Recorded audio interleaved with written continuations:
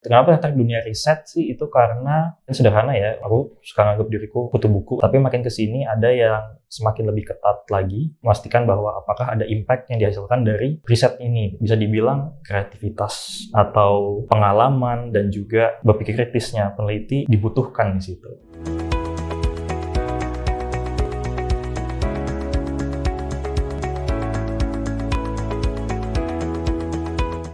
Good day Avenuers, kembali lagi di Avenue Podcast Projection, Project Management in Online Network.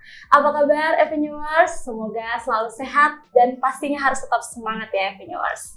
Dan hari ini berjumpa lagi dengan saya Melanie Firda. Hari ini tentu saja Melanie tidak sendiri nih Avenuers. Ditemani oleh narasumber hebat, tampan juga nih Avenuers ya. Dan sebelah Melanie juga ditemani oleh Mas Bregas Pranoto, SIP. Beliau ini seorang peneliti isu lingkungan. Selamat pagi, Mas Bregas. Oke, selamat pagi, Melanie. Oke. Apa kabar, Mas? Cukup baik. Cukup baik. Nah, Mas Bregas, hari ini kita mau bahas tentang proyek riset ya. Dan hari ini boleh diceritain dulu gak sih, Mas Bregas? Mas Bregas itu pernah meneliti apa aja sih? Ini dari dulu sampai sekarang tuh pernah meneliti apa aja? Boleh di-share dulu ke teman-teman Mas. Sejauh pengalaman, banyak sih yang diteliti itu, tapi utamanya di isu lingkungan sama agraria. Dari skripsi sampai pengalaman kerja sampai sekarang ya. Dulu pernah di isu agraria juga, ya pertanahan, terus sedikit isu kehutanan, terus sempat di isu pertambangan. Kurang lebih seperti itu sih. Baik, wah keren banget. Berarti udah kemana-mana ya Mas Bregas? Lumayan. Belum sebanyak yang lain tapi. Oh enggak, cuma. Mas Bregas, tadi kan udah dikasih tahu juga udah pernah kemana aja. Dan boleh gak sih diceritain bagaimana sih awalnya Mas Bregas itu bisa terjun ke dunia riset dan kenapa tertarik untuk menekuni dunia riset tersebut, Mas Bregas? Jadi pertama sih memang dari kuliah awalnya, dari skripsi ya. Kemudian mulai masuk ke isu agraria. Sebelumnya nggak tertarik sama isu itu, tapi baru dari skripsi. Kemudian berkembang, kerjaan pertama, jadinya malah tertarik dengan isu-isu agraria. Pekerjaan pertama itu penelitian di kebun sawit di Sumatera. Di sana ngerasain riset panjang ya, jangka panjang, dan akhirnya benar-benar banyak belajar di lapangan juga, banyak belajar dari ahli-ahli yang sudah lebih dulu ada, yang udah lebih senior, sampai akhirnya masuk ke isu-isu riset yang lebih ke kebijakan, dan akhirnya sampai sekarang sih jadinya stuck di situ sampai sekarang sih. Kenapa tertarik dunia riset sih? Itu karena sederhana ya, aku suka nganggap diriku kutu buku. Orang ya gitu, orang nganggap diriku kutu buku yang nggak terlalu salah. Cuma jadinya dari situ kadang suka penasarannya dengan orang-orang yang nulis-nulis buku-buku apapun ya gitu. Apalagi yang di isu riset, prosesnya, bahkan teman-teman yang jadinya bisa dipakai buat banyak hal ya, selain mungkin dari pengalaman hidup, cerita, atau bahkan sampai ke level kebijakan, dan ya kelihatannya itu menarik dan ya udah jadinya ya tertarik di dunia riset sih gitu. Nah, di sini kan proses untuk meriset itu kan pasti tidak cepat ya, butuh waktu yang lama. Dan di sini boleh dijelasin nggak sih Mas Bregas seperti apa sih proyek yang ada di dunia riset, dan bedanya apa sih dengan proyek yang ada di sektor lain? Mungkin kalau beda ya, maksudnya kalau kita bicara dari perspektif proyek gitu ya, kalau kita harus project management, kita ngawasin, mungkin nggak akan terlalu beda dengan sektor-sektor lain. Pasti kita butuh rencana waktu yang jelas, penganggarannya juga jelas ya. Mungkin kalau kita bicara proyek riset, mungkin bisa dipisahin dulu antara proyek riset akademis sama proyek riset yang mungkin buat kebijakan ya, atau yang lebih actionable gitu. Biasanya kalau akademis, apalagi pengalaman itu akan butuh waktu jangka yang panjang. Jadi bisa bertahun-tahun. Belum tentu dalam setahun itu boleh langsung nulis gitu. Jadi benar-benar harus ngumpulin data, harus refleksi besar, mastiin datanya sudah ke titik jenuh, maksudnya sudah kemanapun kita wawancara dapatin data, pasti keluarnya itu, dan itu mungkin bisa setahun sendiri, baru mulai analisis sedikit-sedikit sampai mungkin jadi penulisan sendiri. Tapi kalau riset kebijakan itu kan biasanya dia lebih, jangka waktunya lebih pendek ya, lebih ke bulanan, mungkin katakan entah 3 bulan atau paling lama mungkin bisa setahun, tapi bisa setengah tahun, tapi bulanan ya. Dan dia akan lebih banyak berkutat, kebutuhannya bukan teoritis, tapi langsung ke apa sih yang bisa dihasilkan sebagai kebijakan dari riset ini. Apakah masukan kebijakan sebelumnya, apakah mengkritik dan mengajukan yang baru, dan lain-lain. Jadi untuk riset sendiri, dari pengalaman saya ya, pengalaman aku sih itu ada bedanya itu sih. Nah, di sini Mas Bregas, kalau misalnya riset itu kan pasti diinisiasi oleh NGO ya. Dan di sini pastinya disokong oleh dana yang dari donor, betul kan ya Mas Bregas? Bagaimana sih parameter kesuksesan yang dilihat dalam dunia riset itu sendiri? Donor dalam pengalaman aku sendiri ya, itu cukup banyak ya. Mungkin sebelum-sebelumnya, banyak donor itu dia lebih melihat apakah anggarannya ini misalnya terserap gitu. Ya, itu ada satu realitas juga ya. Gitu. Tapi makin ke sini ada yang semakin lebih ketat lagi, memastikan bahwa apakah ada impact yang dihasilkan dari riset ini. Dan biasanya tidak hanya asal jadi aja, tapi mungkin dia mau apakah ada hasil produk komunikasi yang muncul dari riset itu. Apakah ada diseminasi, ada apa gitu. Dan dampaknya apa sih. Jadi nggak sekedar dia mendonori aja, terus jadi riset, selesai. Tutup buku gitu, selesai. Nah, sekarang berkembang cenderung ke arah sana ya. Ya, posisi donor ya sebagai yang ini juga ya, memberikan anggaran juga ya, yang bekerja sama dengan lembaga dan NGO-nya menganggari berbasis proyek. Jadi memang NGO ini kan dia bisa perencanaan, tapi karena dia non-profit, dia tidak bisa selalu membiayai diri sendiri dari jualan, gitu. Kecuali dia punya sayap perusahaan sendiri. Jadi kalau begitu dia harus punya planning, dia harus punya rencana ya, isu apa saja, dan kemudian perencanaan riset seperti apa. Nah kemudian donor ini kemudian kalau proposalnya diterima ya bisa dibiayai, dan disitulah teknis-teknis dari seperti apa yang diriset, nanti mau dijadikan apa secara mendetail. Kurang lebih kayak gitu ya. Dan kalau boleh tahu nih Mas Bregas, selain lembaga donor itu sendiri, di dalam dunia riset tuh pihak mana lagi nih Mas Bregas yang membantu proses untuk pengelolaan proyek di dunia riset?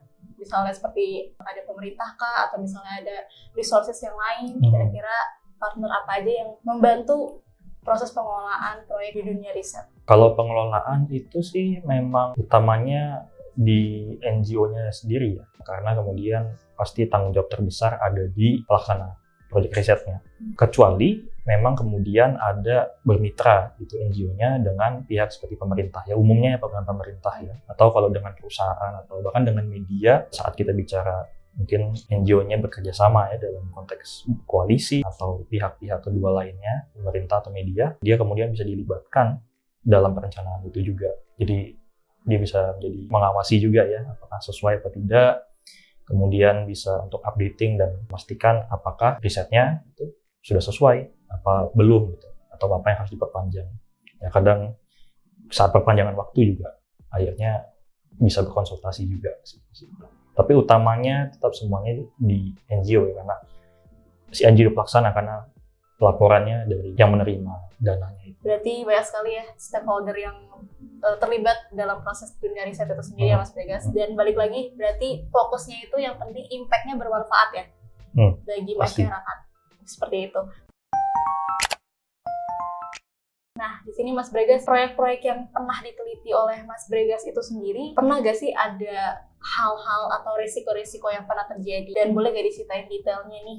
Apa saja sih yang sering terjadi kalau misalnya Mas Bregas tuh meneliti sesuatu proyek di dunia riset? Kalau kita bedah mungkin ya, riset itu bisa, mungkin kita anggaplah ada kondisi masalah risiko internal sama eksternal ya. Kita mungkin bisa bilang kalau internal itu bisa mungkin dari sumber daya manusianya sendiri juga dan anggaran ya. Nah, ini seringkali terjadi juga, misalnya satu tim, lumrah ya, mungkin seperti di organisasi manapun pasti ada entah dari masalah sumber daya tim juga, entah itu dari karena selisih pendapat, atau mungkin ada tim yang tidak bisa melaksanakan tugasnya, sehingga akhirnya proyek risetnya pun terhambat.